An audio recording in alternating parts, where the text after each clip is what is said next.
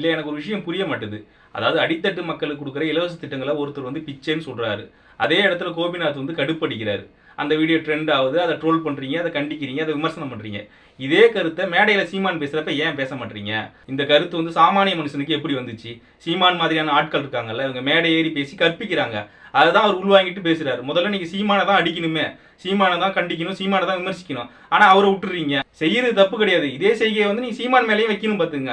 சீமான் மேலேயும் விமர்சனம் பண்ணணும், சீமானையும் ட்ரோல் பண்ணணும் பாத்துங்க. சீமான் வந்து அடித்தட்டு மக்களுக்கு கொடுக்குற இலவசங்களை பார்த்து பிச்சைன்னு சொல்றப்ப இங்க வழக்கமா ஒரு கும்பல் விமர்சிக்கிறாங்க சீமான். அவங்க தான் விமர்சிக்க வேண்டியதா இருக்கு.